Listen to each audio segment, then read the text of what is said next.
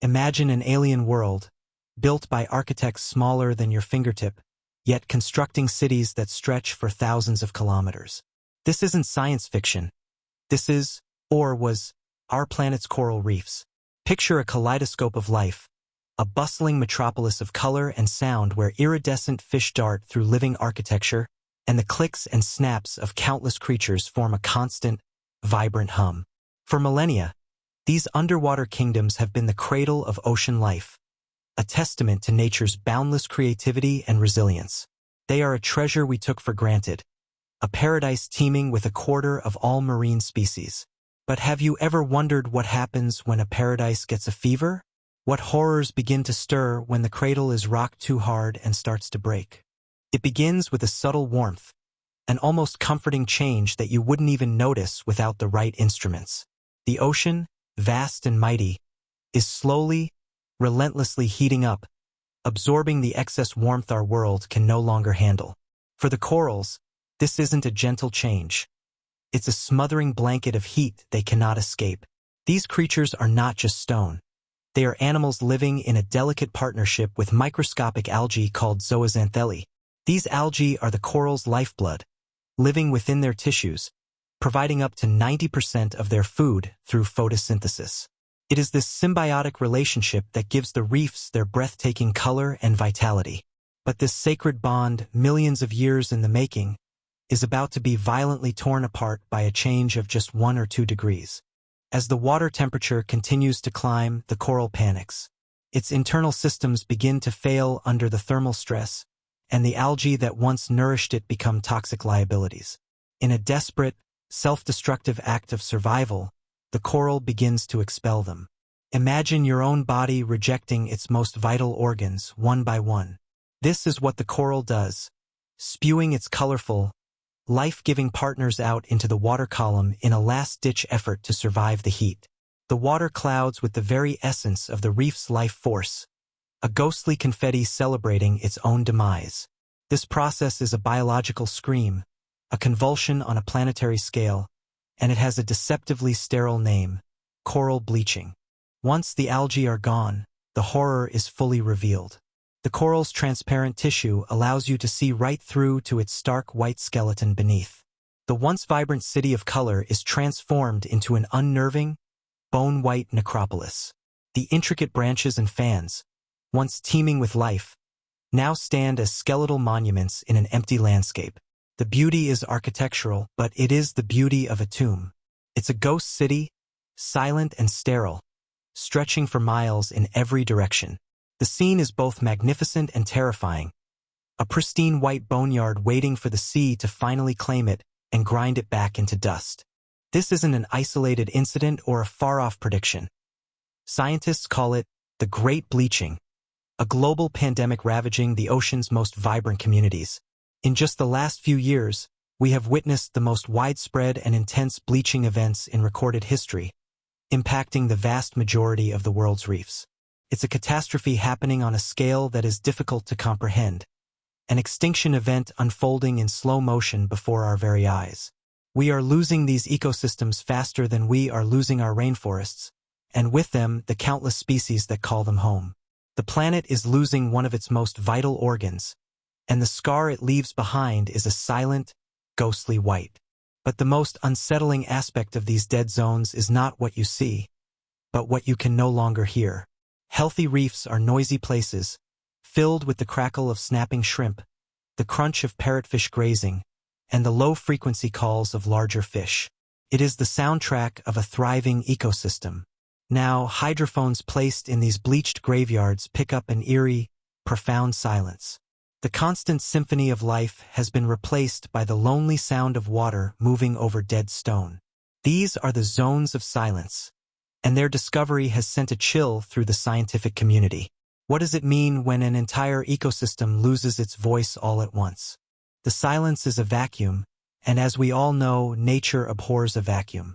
While the familiar sounds of the reef have vanished, is the water truly empty?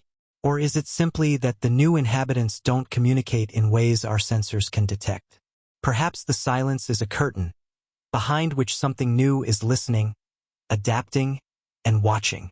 This profound quiet feels less like an absence and more like a held breath, a moment of suspense before a new act begins. The death of one world is often the birth of another, and the rules of this new world are being written in the ghostly silence of the bleached reefs.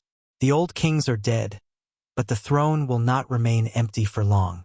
This mass extinction is not an ending. It is a violent and terrifying transformation. As we stand at the edge of this silent, white world, we are forced to confront a disturbing truth. The death of the familiar does not mean the end of life itself. It simply clears the stage for something new, something that can thrive in the heat and the emptiness. While the corals turn to silent stone, a different kind of life is beginning to stir in the water column, something that has been waiting patiently in the wings of evolution. Something ancient, something resilient, and something very, very hungry is about to take center stage.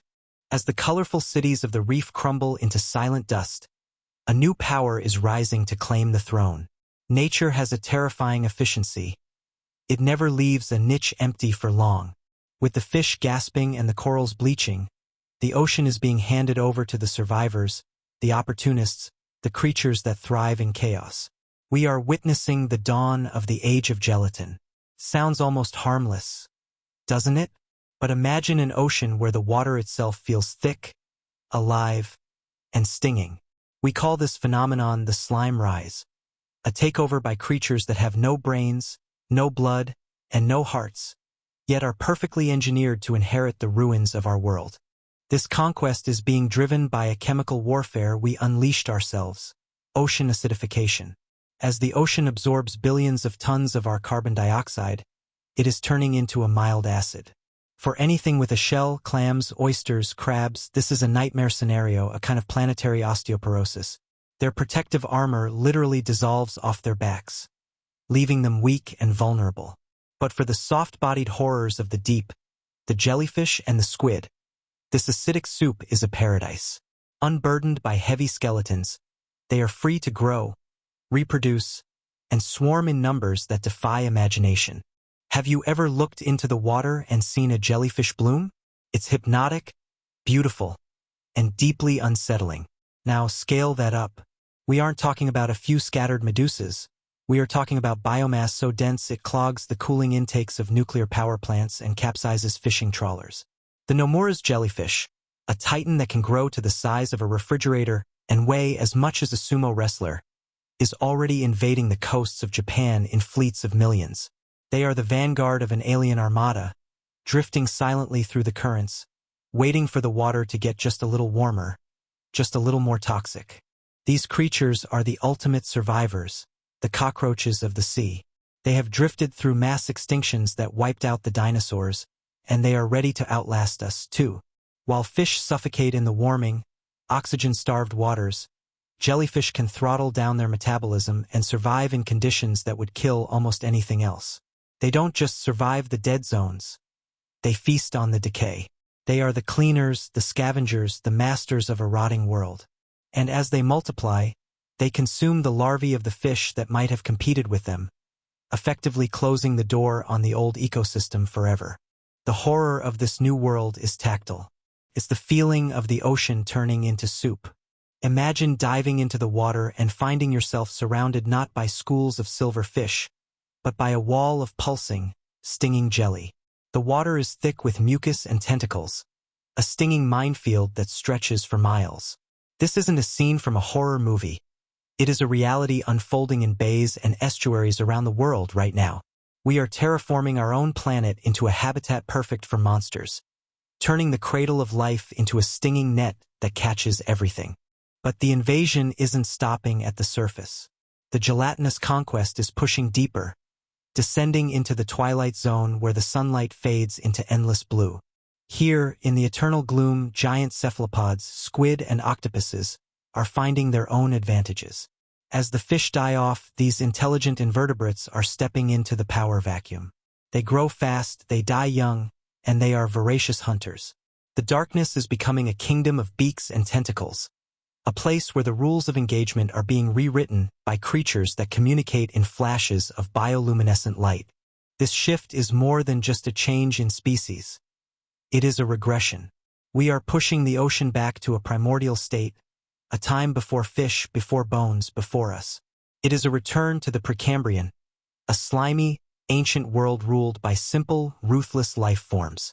The ocean is shedding its complexity, stripping away the delicate webs of life we rely on, and reverting to a brutal simplicity. It is a world where the strong don't just eat the weak. They absorb them, dissolve them, and swarm over their remains. The surface is turning into a gelatinous trap, a stinging barrier between us and the deep. But if you think the horror ends with the jellyfish, you are mistaken.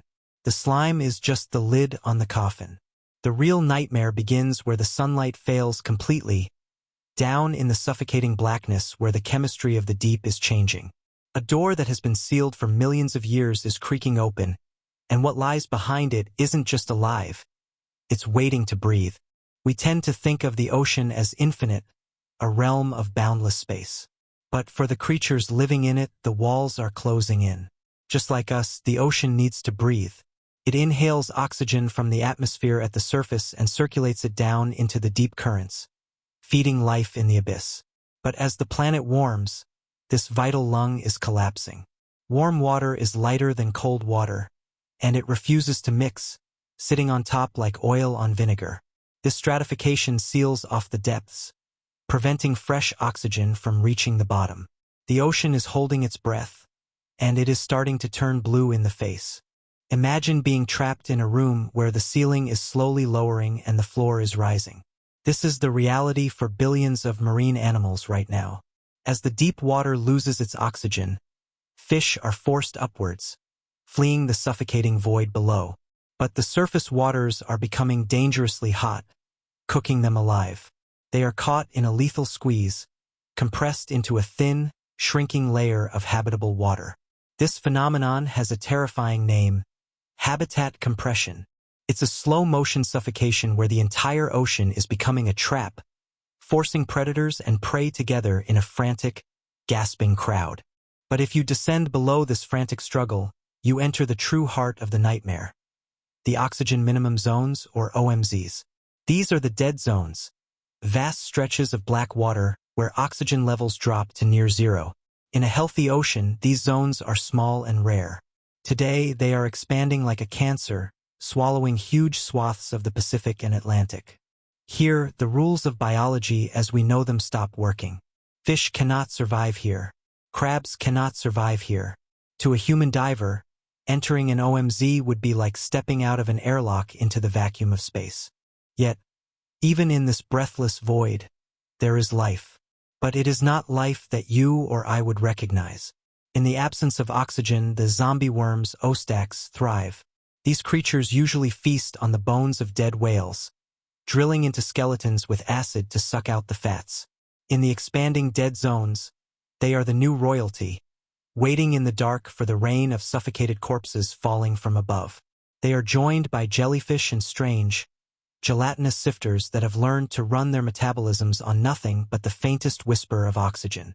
It is a kingdom of the undead, a silent, dark world fed by the death of the ocean above. As the oxygen vanishes completely, the chemistry of the water begins to twist into something ancient and toxic. When oxygen is gone, bacteria that breathe sulfur take over. These are the ghosts of a primordial Earth, waking up from a billion-year sleep. They strip the oxygen from sulfate in the water and release hydrogen sulfide, a gas that smells like rotten eggs and is lethal to almost all other forms of life. If you could see the ocean in this state, it wouldn't be blue. It would be a bruised, toxic purple, teeming with green sulfur bacteria. This isn't just a theory. It has happened before. Geologists call it a Canfield Ocean. It's a planetary state where the deep ocean turns into a poisonous gas chamber. If these sulfur-breathing bacteria rise high enough, the gas they release can bubble out of the water and poison the atmosphere itself. We are flirting with a return to a time when the ocean was not a cradle of life, but a vat of poison. The water is changing from a life-sustaining broth into a chemical weapon, brewing a toxic storm in the dark. The horror of the breathless void is not just that things die.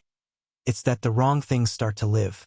We are terraforming our own oceans into a habitat for monsters that thrive on poison.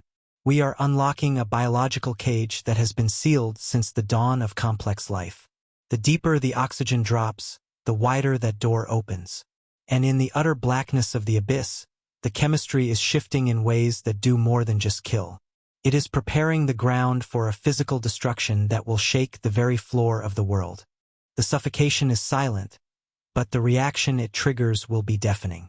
As the chemistry of the deep twists and the temperature climbs, we are not just killing the fish, we are destabilizing the seabed itself. The heat is creeping down into the sediment, reaching icy vaults that hold a sleeping giant. The suffocation is just the prelude. The real violence is about to begin, and it starts with a sound that hasn't been heard for 55 million years. The sound of the ocean floor beginning to boil. If the chemical suffocation of the deep ocean wasn't terrifying enough, there is a physical bomb ticking away in the sediment, waiting for the right moment to go off. Buried under miles of water and mud lies a substance called methane clathrate. It looks like dirty ice, a frozen lattice of water trapping molecules of methane gas inside. For millions of years, it has slept there, stabilized by the immense pressure and freezing temperatures of the abyss. But as the heat from our warming world creeps down into the dark, that stability is breaking. This isn't just melting ice. It is the arming of a geological weapon. We call this the methane gun hypothesis, and it's the kind of scenario that keeps climatologists awake at night. As the deep water warms, this frozen gas becomes unstable. It wants to expand, to turn back into a gas, and it does so with explosive force. Imagine the ocean floor not as a solid foundation, but as a minefield. When the ice gives way, it doesn't just melt. It detonates. Vast pockets of gas, trapped for eons, blast their way through the sediment, shattering the seabed and sending plumes of methane racing toward the surface. The violence of this release is hard to overstate. We aren't talking about a few bubbles. We are talking about underwater landslides the size of cities.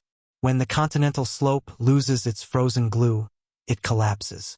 These massive slumps can displace billions of tons of water in an instant, triggering tsunamis that race across the ocean with the speed of a jetliner. The horror here isn't a monster with teeth. It's the planet itself violently rearranging its furniture, with us standing in the way. On the surface, this catastrophe would look like something out of a fever dream. Mariners have historically reported boiling seas, areas where the water churns and froths white with releasing gas. In this future ocean, these sights could become common. A ship sailing over a methane release would find itself suddenly losing buoyancy, sinking into a frothy pit of bubbles as the ocean literally opens up beneath it.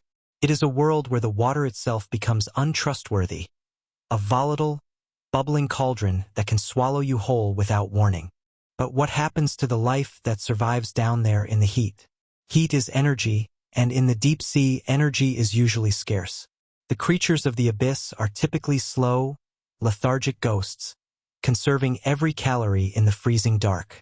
But turn up the thermostat and you change the rules of the game. Biological processes speed up. Metabolisms go into overdrive. The lethargic giants of the deep, the isopods, the spider crabs, begin to move with a terrifying new speed. Imagine a giant isopod, usually a slow-moving scavenger that looks like a pill bug the size of a cat. Now, imagine it supercharged by warm water, skittering across the floor with the speed of a cockroach, driven by a metabolism that demands constant fuel.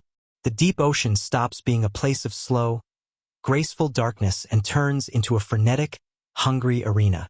The silence of the abyss is replaced by the frantic scuttling of armored nightmares that are suddenly very, very awake and starving. This is the chaos of the transition. The physical structure of the ocean is breaking apart, the chemistry is toxic, and the temperature is rising. The old ecosystem, built on stability and cold, is gone. In its place is a high-energy, volatile, violent world. The destruction of the old order has cleared the board, wiping away the delicate and the weak. But nature abhors a vacuum, and in this new, hot, chaotic ocean, evolution is about to roll the dice again. The stage is now set. The water is hot, acidic, and thick with jelly. The oxygen is gone from the deep, and the seabed is exploding. It sounds like hell, doesn't it? But for a select group of survivors, this isn't hell. It's an opportunity.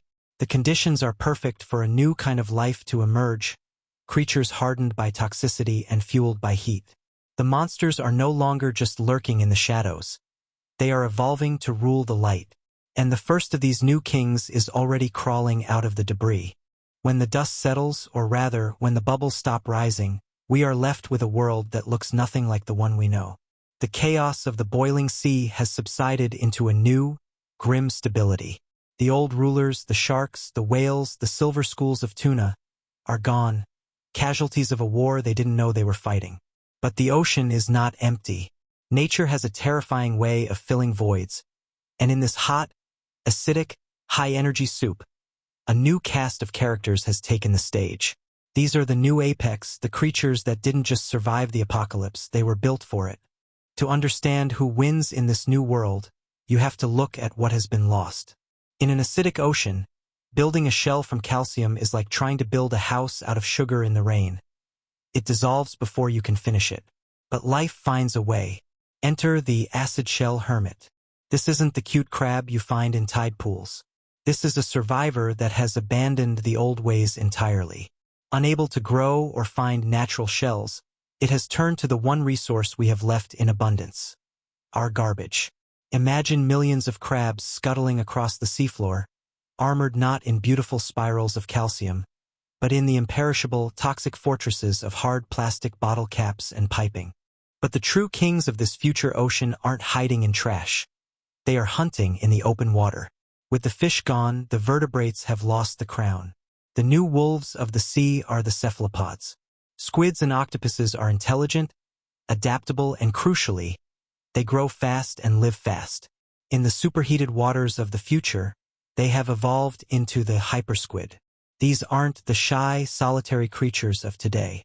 They are bigger, darker, and meaner, having evolved to hunt in packs like oceanic velociraptors. Evolution doesn't care about beauty. It cares about efficiency. And these new rulers are efficient killers. Their skin is no longer the delicate, translucent white of deep-sea squid. It has darkened to a mottled, kelp-green camouflage to blend into the murky, algae-choked water.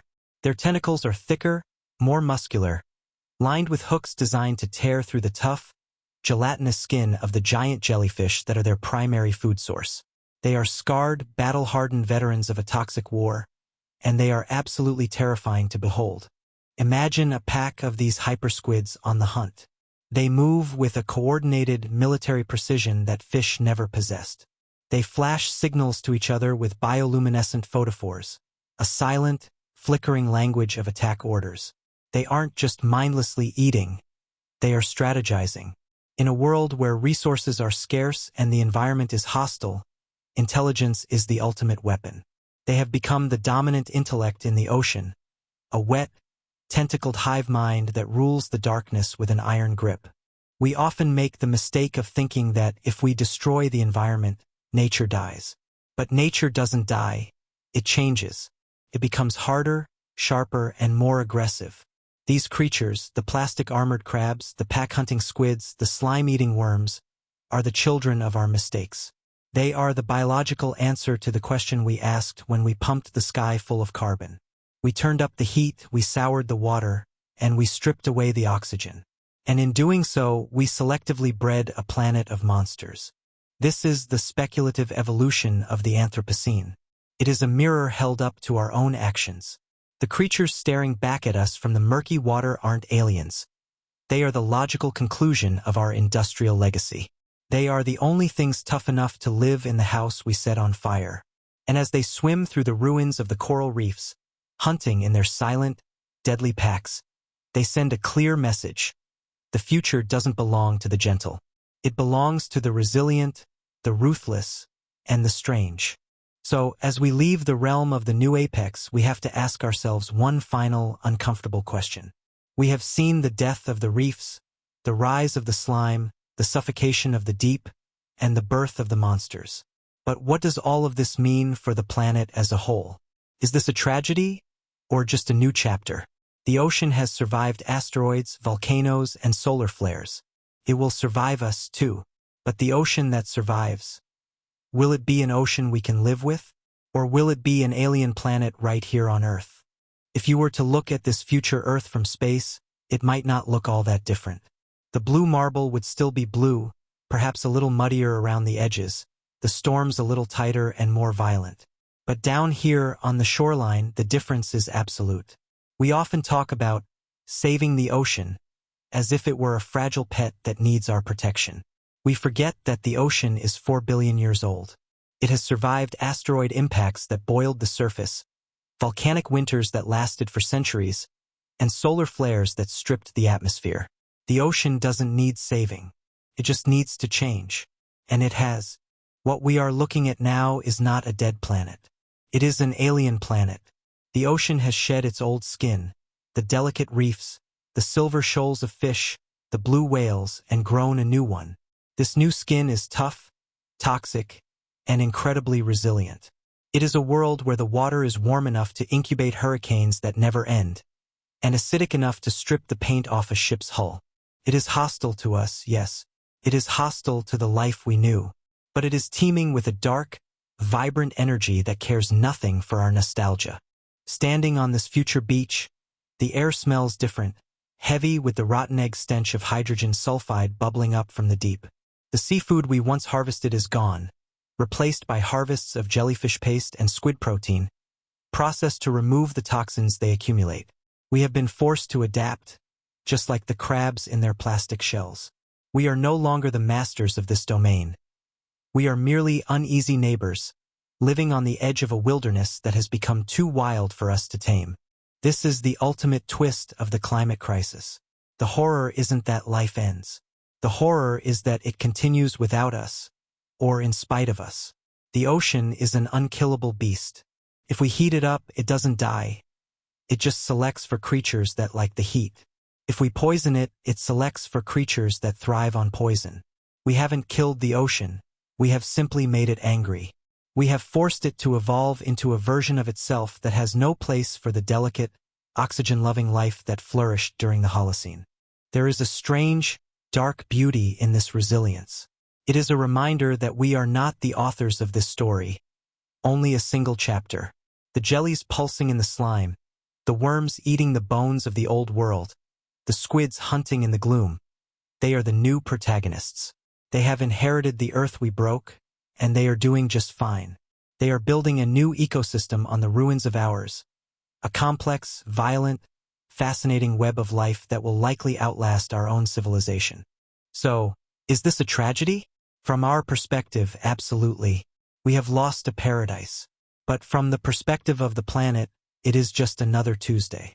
The Earth has been a slush ball, a hothouse, a poison garden, and a tropical resort. It is now becoming a pressure cooker. The transition is painful, violent, and terrifying, but the result is life. Just not life as we know it. We are witnessing the birth of a new geological epoch, written in slime and acid. As the sun sets over this changed world, the horizon is dark with storm clouds that never seem to lift. The waves that crash against the shore are heavy and thick, carrying the debris of a civilization that couldn't stop itself. But out there, in the breaking swell, something breaches. It isn't a dolphin and it isn't a shark. It is a shape we don't quite recognize, a silhouette of the new order. A fin, jagged and scarred, breaks the surface for a moment, then slips back into the dark green water. The ocean is still here.